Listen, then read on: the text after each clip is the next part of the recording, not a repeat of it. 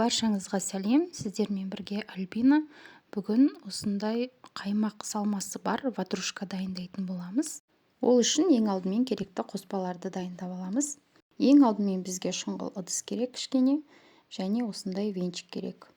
Ең алдымен жылы сүтімізді, ашытқымызды және қанттың жартысын қосып, жақсылап араластырып аламыз. Орысша айтқанда апара деп айтамыз. Яғни ең алдымен басты қамырымызды иілемес үшін осылай ашытқыны бір көтеріп аламыз.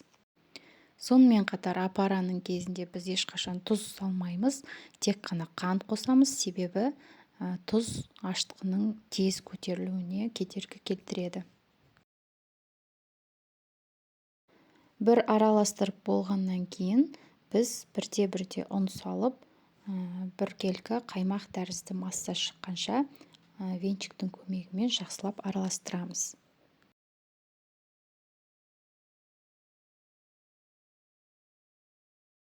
Араластырып алдық, енді бетін жауып 5-10 минутқа қойып қоямыз.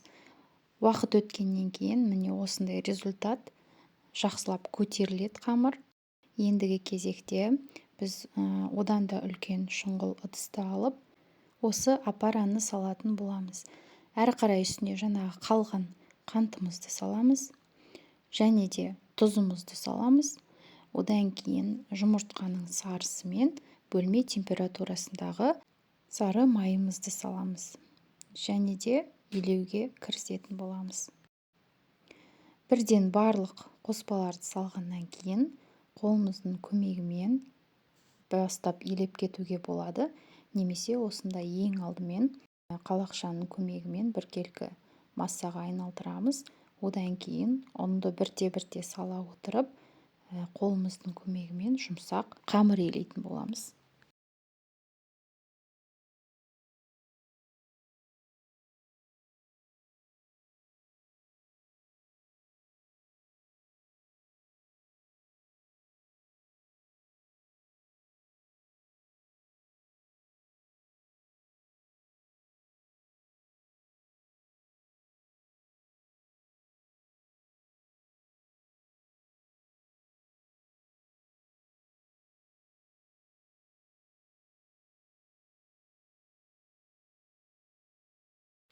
Сонымен қатар қамырдың ыдысқа жабыспай әдемі көтерілуіне бізге сұйық май қажет болады.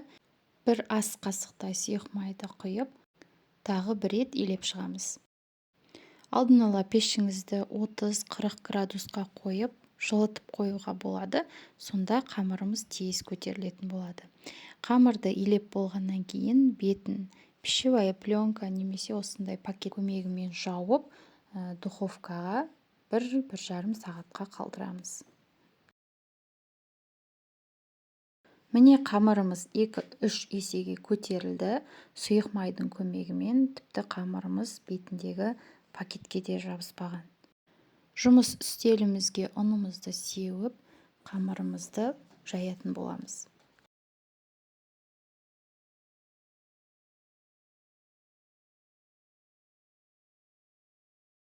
Қамырымызды осындай пішінге келтіріп аламыз. Одан кейін таразының көмегімен теңдей 70 граммнан бөліп дайындап аламыз. Таразы болмаса да көздің мөлшерімен бірдей пішінде, бірдей көлемде етіп, теңдей бөліп алуға болады. Енді әрбір қамырымызды осылай қолымыздың көмегімен дөңгелек қылдырып аламыз. Немесе екінші түрі, яғни столдың көмегімен қолымызды айналдыра отырып, қамырымызды дөңгелектеп аламыз.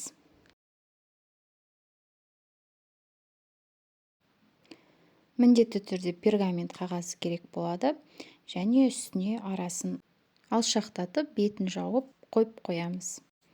Қамырымыз көтерілгенше салмасын дайындайтын боламыз. Қаймағымызға жүгері крахмалын және қантымызды салып, бір келкі масса шыққанша араластырамыз.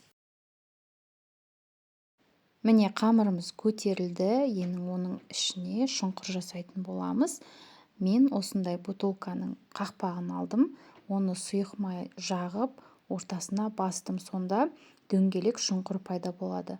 Осылай барлық қамырға бірдей етіп жасап шығамыз.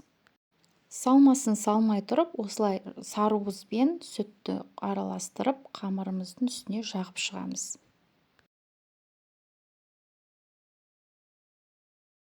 Және салмасына кірісеміз.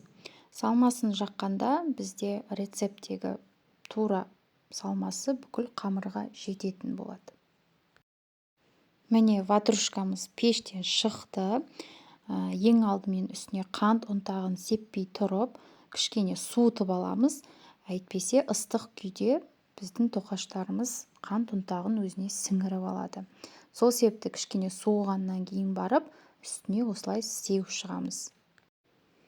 Рецептте жазылған мөлшердің барлығын дәлме-дәл салып дайындайтын болсаңыздар, осындай жұп-жұмсақ, тәп-тәтті ватрушка дайын болады. Негізінде бұл ватрушка 15-20, тіпті 10-15 минутта ғана дайын болатын тоқаш.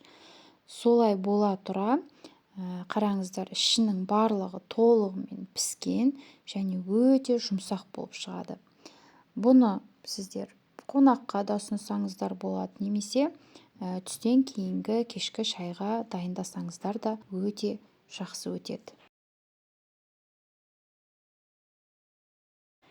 Сіздермен бірге болған Альбина. Міндетті түрде дайындап, комментария жазып, лайк басып, тіркеліп кетулеріңізді сұраймын. Астарыңыз дәмді болсын.